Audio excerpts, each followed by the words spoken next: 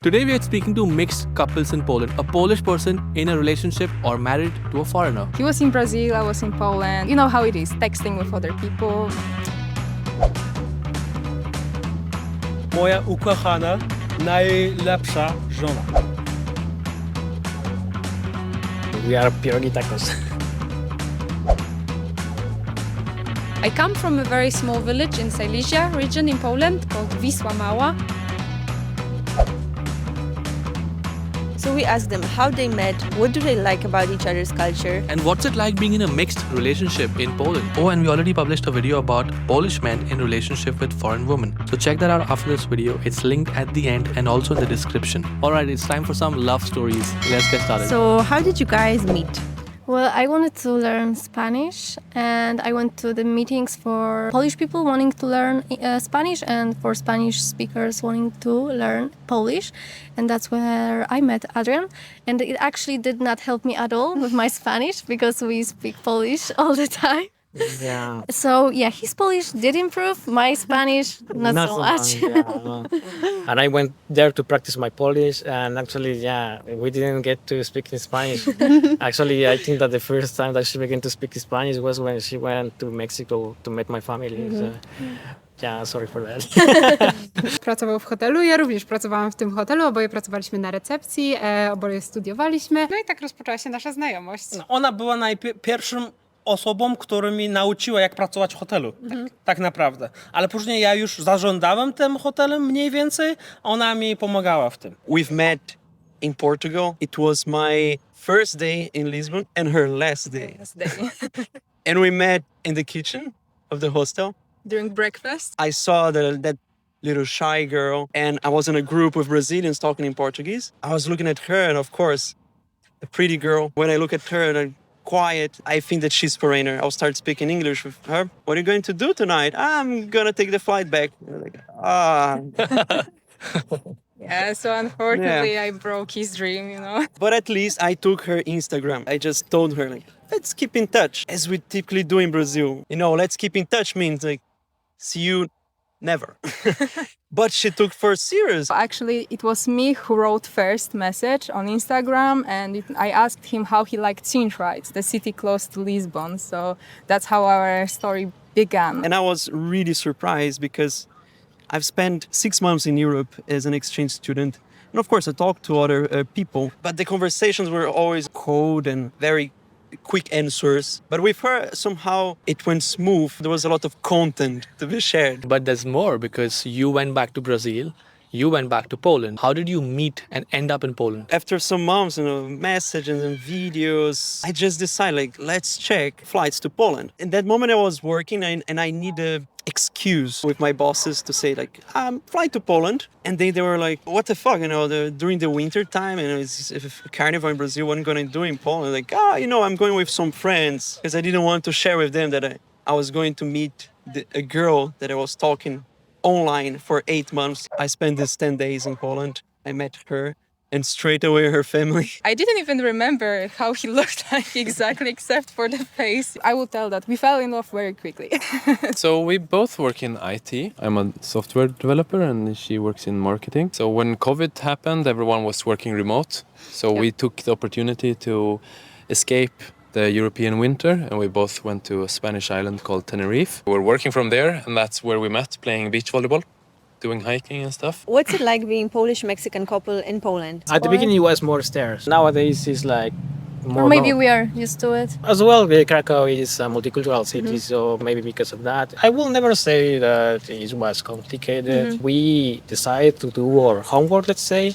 By living here in Poland, I knew a lot about Poland. I knew about the Polish culture and everything. And that let me click better with Marta. And Marta, the other way around, she is very open and she wanted to learn about Mexico. So that's how we managed to click very well and learn about each other's culture. Wspominaliście, że takie związki mieszane są rzadkością w Uzbekistanie, prawda? Tak, jest to bardzo rzadkie z tego, co doświadczyliśmy. Też nawet próbując wziąć ślub tutaj, było to dosyć duże wyzwanie. W Uzbekistanie jakby nie byłoby za bardzo możliwe nasze wspólne mieszkanie, jeżeli nie bylibyśmy bez oficjalnego wesela. Tak tradycyjnie nie jest zakaz na to jakby, nie zakaz, ale tak by... No nie przystoi generalnie, żeby mieszkać To nie ze sobą bez przystojnie. ślubu. A czy możecie powiedzieć, powiedzieć, jak wasze życie w Taszkencie różni się od życia w Warszawie? Oj, bardzo się różni. W Warszawie mieliśmy bardzo takie ustrukturyzowane i rutynowe życie, dobrą pracę od 7 do 15. Generalnie było takie bardzo typowe, bardzo komfortowe, a tutaj ze względu też na charakter naszej pracy jest to, no, każdy dzień wygląda inaczej. Bierzemy udział w wielu różnych kulturowych wydarzeniach, mamy ciekawe grono znajomych i właśnie jest taka większa różnorodność, jeżeli chodzi o nasze dni tutaj. No i oprócz tego w Polsce zawsze chmuro. Kiedy jest chmuro, ludzie są chmury. Większość czasu. I tutaj na przykład ja cały czas miałem depresję w Polsce od listopada do początku marca do kwietnia. Cały czas depresja, bo nie ma słońca, nic. A tutaj może być minus 15, ale cały czas świeci słońce. Także kiedy świeci słońce jest tak radosno w Ludzie są sercu. bardziej szczęśliwi. No można tak powiedzieć. What's it like being in a mixed relationship in Poland? I guess the bureaucracy is something that we are struggling with because I have to support him very often. My perception of mixed couples changed for initial challenges that you have in terms of language. Now, when we are together, we don't see this barrier of, you are a foreigner. You're nice or not nice. So that's how we evaluate people instead of saying like, you're from India, you're from Chile. Like, so I have some stereotypes. I don't know if other Polish people would agree with me, but I feel personally that we Polish really like thinking stereotypically. We in Poland have some kind of idea about Brazilians from Brazilian telenovelas.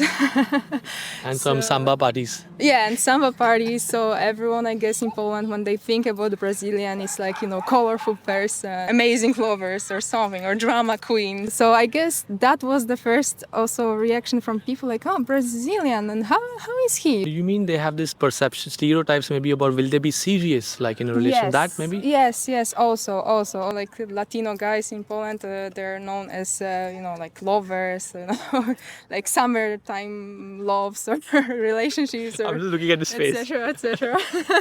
I didn't know about that, but Yeah. I guess that's also a reaction from people when they heard that I am with Brazilian. That's why they were like, it's gonna be long there, Then you send them their marriage photo. Yes.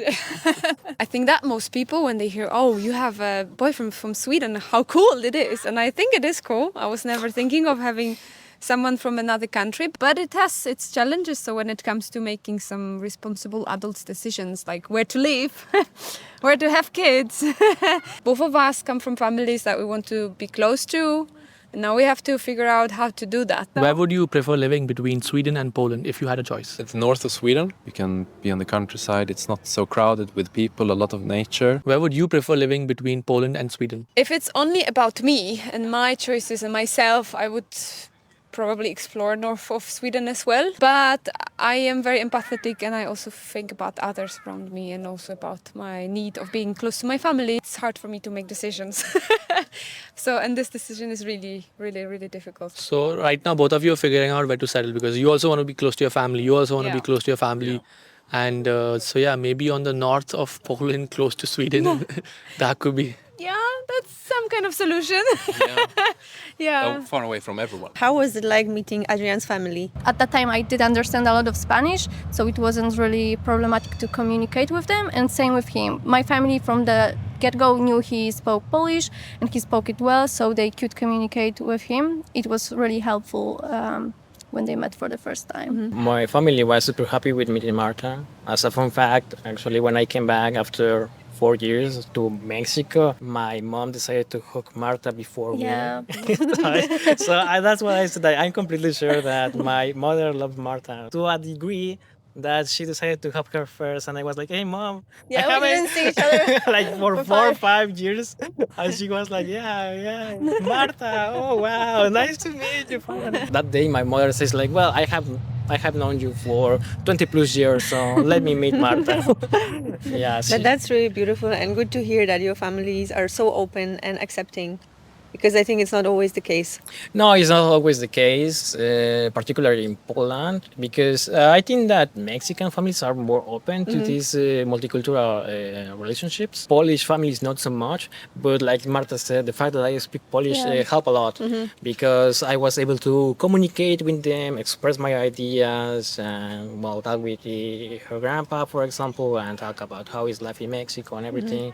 Because her grandpa was looking at the news, everything that happens in Mexico, and it was like, hey, they are crossing the border to the United States and everything. It was like, what kind of Mexican is this? And we began to talk and was like, actually, he's a very normal guy. A jak twoja rodzina przyjęła Julię w A Uzbekistanie? super. Tak naprawdę dla mnie było ciekawe, że oni tak super przyjęli, bo oni były takie, o, dobra, zapraszamy nasze rodziny i tak naprawdę, kiedy jeszcze jej rodzice przyjechali, mój tata cały czas jakieś tosty mówił, takie, o, to nie pana młoda, to nasza córka i wszystko, że było tak naprawdę... Tak, muszę powiedzieć, że rodzice Jusufa bardzo miło mnie przyjęli, tak samo moich rodziców i myślę, że to było też dla mnie takie szokujące w bardzo pozytywny sposób. No. I proposed to her during the Christmas time. Yeah, so it was very nice gift. Can you tell us about your proposal? Oh, Polish in general, they're very connected to the family. I knew that the Christmas time is when the family is gathered in Poland, and I thought it was the best moment, especially because of babcia, dziadek, everyone together. So I took this moment, prepared a letter in Polish. I read the message to her with the worst accent you can imagine. But the best thing I can remember, dziadek looking at me, and then Olivia asked him, like, did you understood what he said? Of course I understood. I was like, oh, okay, so I'm approved, approved from the senior guy. Oh, that was the main approval. Chadek. Yes. But actually it was also funny when he was reading this letter, because my grandma was sitting on his side and he was reading like word by word, and she was sitting and like, okay, he read it correctly, okay, good. You could hear that? She was next to me and I could feel her, like, her breath, like, yes. She's often calling me and, how's Paulo, like, instead of asking like, oh, hi, how are you? Like, oh, by the way, and how's Paulo? No, she loves him as his another grandchild. I'm Christian, I'm baptized. I have done the confirmation, but I don't go to church on Sundays. And then Alicia comes from a very religious family. They want someone who is faithful and goes to church and practice Catholicism. So they are always like, but they're like, Alicia, why don't you force Benji to go to church with you? It's a lot of expectations, that you should be married, that you should have children, all of these like things. And I'm not sure that her family is gonna, respect and accept our relationship fully until I go to church every Sunday, I speak Polish, and we are married and we have a child, and we have a nice house and a car. They do accept it. I'm not so sure, So it is a challenge to explain our way of living and therefore our way of being in the relationship. But I also understand why there are concerns, because they think that living Catholic lifestyle is just good. That's what they believe in. And I took a decision to be in a relationship with someone who is not Catholic. But I'm very grateful that Benji is trying to explore it. That he's not saying, no, I'm never going to go to church with you and, get rid of God in your life. That's completely not the case. Has marrying a person from a different country changed you in any way? One thing is that I became more open-minded. I had to stop comparing. The joy killer in the relationship is comparison. So like, because we have this and your country is like that or something like that, or we are doing this in our culture better and actually we have better this or something like that. Fun little fact about those is that I didn't eat any Mexican food like living in Poland until I met Marta. Because for the first 2 years here, I was very happy with Polish food, so I didn't have to buy any Mexican food. And then I met Marta, and she asked me, I want to try real Mexican food. And I was like, okay, the problem is that it's nowhere here to be found, so I had to learn to cook. Yeah, I think it's quite challenging to find a good Mexican restaurant in Poland. Yeah, they are Almost impossible. Yeah, I mean, in the whole Poland, there got to be like 3 restaurants that are good. For the first time in 2 years, I began to eat Mexican by living in Poland. Yeah. I didn't know that religion would ever be a big part in my life. And then I get to try new food. I get a reason to learn a new language. It's very interesting to see the world through Alicia's eyes, because her perspective is opposite of my perspective a lot of times. That's a perfect saying of opposites attract. Yes. Yes. And for you, what's the one thing you appreciate or like about dating a foreigner, a Swedish guy here? Getting even more open-minded. You have to like really open your mind for different things.